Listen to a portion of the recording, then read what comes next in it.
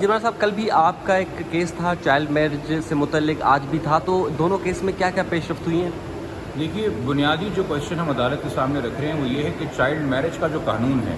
وہ نکاح کو تو آٹومیٹکلی انلیگل قرار نہیں دیتا کہ نکاح خارج ہو جائے آپ کو جیکوٹیشن یا ڈیورس کا سوٹ فائل کرنا ہوتا ہے، مگر ایک سوال ہے کہ چونکہ اب چائلڈ میرج کو سندھ کے قانون کے تحت چائلڈ ابیوز شمار کیا جاتا ہے، یہ ترمیم 2021 میں آئی تھی، تو جو ساتھ میں رہنا ہے بطور شوہر اور بیوی وہ بھی چائلڈ ابیوز کے زمرے میں آئے گا۔ اسی طرح کل ایک کیس کے اندر عدالت نے حکم دیا ہے کہ بچی کو عدالت کے سامنے پروڈیوس کیا جائے، اور یہ آبزرویشن دی ہے کہ قانون کے اندر جب چائلڈ میرج کو چائلڈ ابیوز قرار دیا گیا ہے تو کس قانون کے تحت 18 عمر سے کم لڑکی کو اجازت دی جاتی ہے کہ وہ اپنے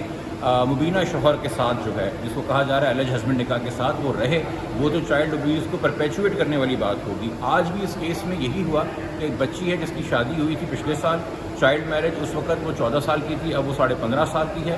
اور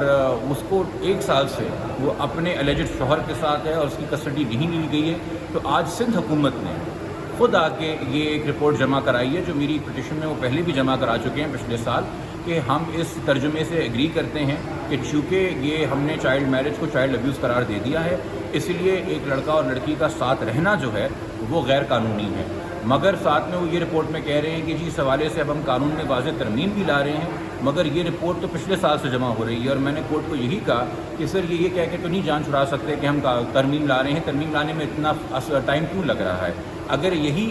جو سندھ حکومت میں پارٹی جس وقت جو رول کر رہی ہے پاکستان پیپلز پارٹی، وہ یہ تمام خامیاں دیکھتے ہوئے جو سندھ کے قوانین میں تھیں، ایک بہت جامع اور بہتر مسودہ قانون کا اسلام آباد کیپٹل ٹیریٹری کے لیے پیش کر سکتی ہے، جو حالیہ پاس ہوا ہے لا چائلڈ میرج کا، جس میں وہ ساری خامیاں جو سندھ کے لا میں تھیں وہ دور کر کے انہوں نے ایک پراپر مسودہ تیار کیا۔ تو اسی طریقے کا ایک امینڈمنٹ یا مسودہ سندھ کے لیے کیوں نہیں آ رہا، یہ سوال ہے۔ یقینی طور پہ اس میں تو کوئی دو رائے نہیں ہے کہ پیپلز پارٹی اس میں انیشیٹو لیتی ہے لا میکنگ میں، جہاں بچوں کی اور خواتین کی بات آتی ہے، تو اگر یہ وفاق میں ہو چکا ہے کام تو صوبے کے لیے بھی ہونا چاہیے۔ تو آج کیس میں کیا ڈائریکشن ہوئی ہے سر؟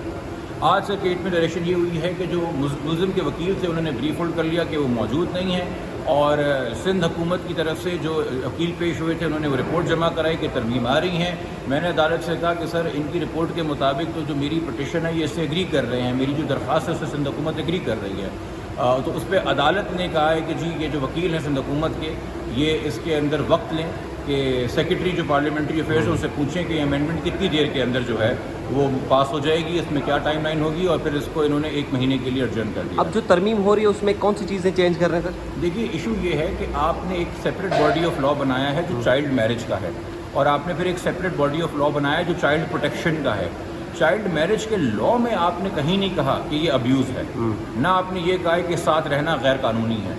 آپ نے یہ ساری باتیں چائلڈ پروٹیکشن کے لا میں دوسرے قانون میں کی ہیں۔ تو اکثر ہوتا کیا ہے کہ عدالتیں یہ دونوں قانون الگ الگ پڑھتی ہیں۔ اب جب آپ نے چائلڈ پروٹیکشن کے لا میں چائلڈ میرج کے ایشو کو ایڈریس کیا ہے تو وہ چیزیں چائلڈ میرج کے لا کے اندر بھی انٹرٹین ہونی چاہیے، اور وہاں پہ بھی ریفلیکٹ ہونی چاہیے، جس کو ہم کہتے ہیں کہ لا کے اندر ایک یونیفارمٹی آ جائے، وہ انڈرسٹینڈنگ کلیئر ہو جائے۔ اور اسی لیے اگر میرے خیال میں اگر آپ یہ انسینٹیو نکال لیں گے، زیادہ تر جو یہ بچیوں کو بھگا کے اور اغوا ہو کے نکاح ہو رہے ہیں وہ اسی نیت سے ہو رہے ہیں کہ لڑکیوں کو ہم اپنے ساتھ رکھیں گے۔ اگر اس بارے میں قانون کلیئر ہو جائے کہ جی آپ کچھ بھی کریں آپ ساتھ نہیں رہ سکتے جب تک آپ 18 کے نہیں ہوں گے، تو میرے خیال میں جو ایک بہت بڑا انسینٹیو ہوتا ہے چائلڈ میرج کرنے کا وہی ختم ہو جائے گا۔ Thank you sir.